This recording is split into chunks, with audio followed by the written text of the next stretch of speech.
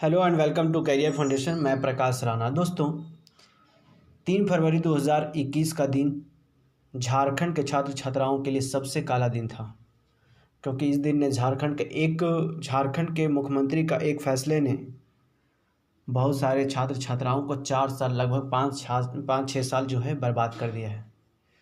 और इसे देखते हुए आज मेरा जो करंट अफेयर का वीडियो है उसे बनाने का मन नहीं किया था, फिर भी आज हम एक जानकारी देना था जिसके चलते हम आप वीडियो बना रहे हैं। और ये था कि झारखंड के जो पूर्व मुख्य सचिव डीके तिवारी हैं वो अब झारखंड निर्वाचन आयुक्त होंगे। ठीक है, तो हम इस बारे में यहीं में बात करना चाहते हैं कि झारखंड के जो मुख्य निर्वाचन आयुक्त बने हैं वो ये डीके तिवारी बने हैं। ठीक है, और इससे क्वेश्चन अगर झारखंड सेक्शन में अगर क्वेश्चन आपको पूछा जाता है तो सिर्फ यही पूछा जाएगा कि झारखंड के जो निर्वाचन आयुक्त हैं वो अभी फ़िलहाल कौन है, तो उसका सही आंसर आप देंगे डीके तिवारी। लेकिन अगर हम इसे पॉलिटी सेक्शन में बात करें तो इनको सबसे पहले जो ये आता है कि इसका व्यवस्था कहाँ से किया गया था, तो 73वें एवं 74वें संविधान संशोधन अधिनियम 1992 के तहत प्रत्येक राज्य में क्या होगा, पंचायती राज संस्थाओं एवं शहरी निकायों के लिए निष्पक्ष व समय पर चुनाव करवाने हेतु राज्य निर्वाचन आयोग का व्यवस्था किया गया था। ठीक है, किसके लिए? राज्य निर्वाचन आयोग के लिए व्यवस्था किया गया था। कहाँ, कब? 73वें एवं 74वें संविधान संशोधन अधिनियम 1992 के तहत।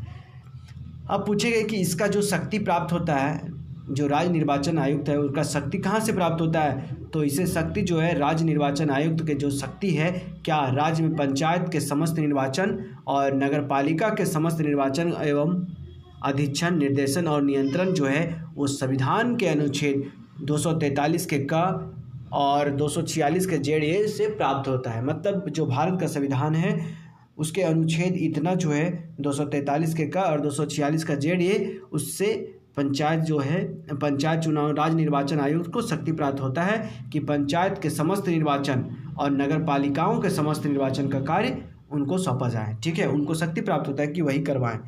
नेक्स्ट बात करते हैं कि आखिर इनका जो कार्यकाल होगा वो कितने दिनों का होगा। तो अगर बात करते हैं कि अगर सबसे पहले हम बात करते हैं कि इसकी नियुक्ति जो है राज्यपाल के द्वारा की जाती है, लेकिन हटाने की जो शक्ति प्राप्त होगा ना उसे उच्च न्यायालय के न्यायाधीश के जो है ना न्यायाधीश की तरह हटाया जा सकता है। और उच्च न्यायालय के न्यायाधीश को कैसे हटाया जा सकता है, तो सबसे पहले संसद में महाभियोग का प्रस्ताव पारित किया जाएगा और प्रस्ताव पारित होने पर उसे राष्ट्रपति के द्वारा पद से हटाया जा सकता है। इसका मतलब ये हुआ कि सभी जो भी अगर राज्य निर्वाचन आयुक्त है उसके हटाने की जो महाभियोग की प्रक्रिया है वो संसद में चलेगा, ना कि विधानसभा में।